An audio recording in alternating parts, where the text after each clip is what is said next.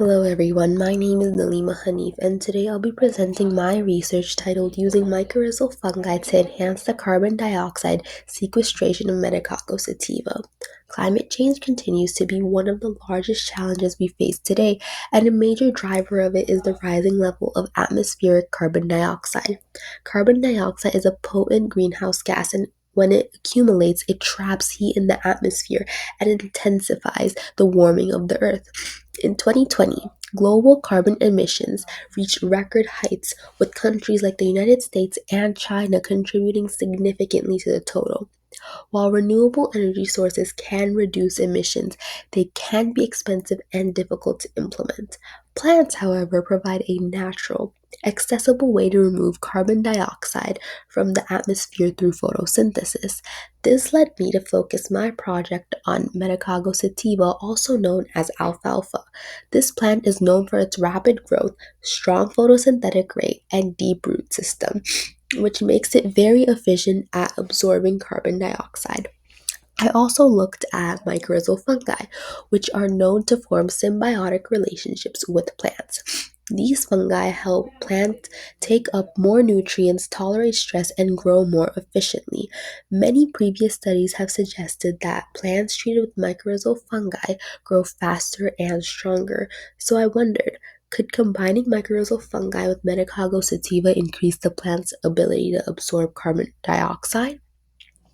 The objective of my study was to determine whether the presence of mycorrhizal fungi affects the carbon dioxide absorption of Medicago sativa. Based on prior research, I expected that plants grown with the fungi would show higher levels of carbon dioxide uptake compared to plants grown without it. To test this, I designed an experiment using 8 600 milliliter beakers. I created three main groups. Group 1 contained a Medicago sativa plant grown in rockwool with water. Group 2 also contained a Medicago sativa plant, but instead of just water, I received a mycorrhizal fungi solution. Group 3 contained rockwool and the mycorrhizal fungi solution, but did not contain any plants. All relevant groups were exposed to carbon dioxide. Before placing the plants into the experimental beakers, I then grew them externally in rockwool until they reached about 3 inches.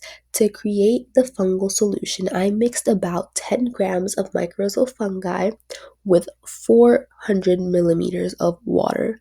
Each beaker assigned to the fungal treatment received 75 millimeters of this solution, while control groups received 75 millimeters of plain water. To generate carbon dioxide, I reacted sodium bicarbonate with vinegar and transported the CO2 into each container using reaction chambers. Every beaker was sealed with plastic wrap and tape to minimize leaks. Throughout the entire process, I wore gloves and goggles to ensure safe handling of the materials like the acids, bases, and the fungi. When I completed the experiment, the results did not match what I initially expected. After allowing the groups to run and measuring carbon dioxide levels over time, I found that the groups that contained only rockwool and mycorrhizal fungi without any Medicago sativa showed the highest carbon dioxide absorption.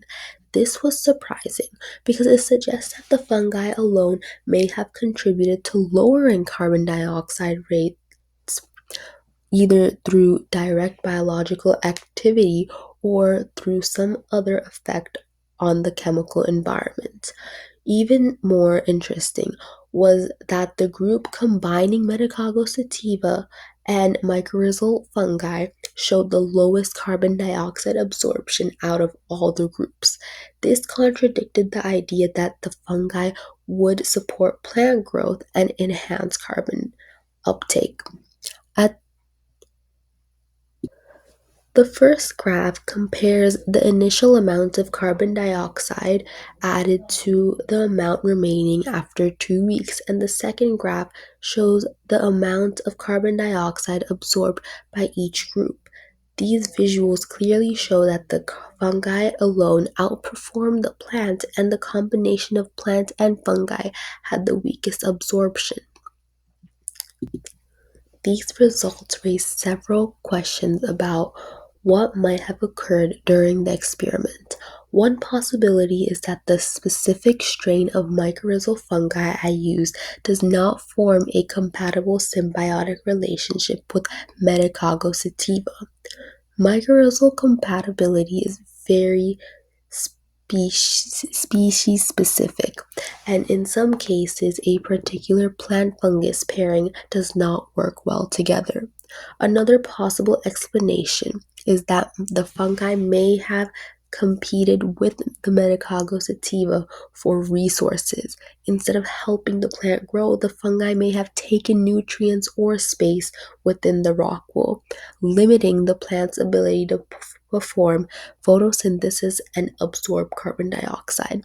It is also very important to consider my methodology, because this experiment involved sealing carbon dioxide inside reaction chambers. Even small leaks in the plastic wrap could have influenced measurements. Differences in how tightly each container was sealed may have caused variations in carbon dioxide levels that did not reflect the behavior of the organisms. Moisture levels, fungal distribution, and uneven CO2 delivery could have contributed to unusual results. Interestingly, the findings that fungi alone absorb more carbon dioxide than expected suggest an area for further investigation. It may be that mycorrhizal fungi interact chemically with the surrounding environment in ways that haven't been widely studied. In conclusion, this study found that mycorrhizal fungi did not enhance carbon dioxide absorption in Medicago sativa. Instead, the combination of the plant and fungi performed the worst, while fungi alone reduced carbon dioxide levels the most. These results contradict the original expectation based on previous studies and show that plant-fungus interactions can be more complex than they appear.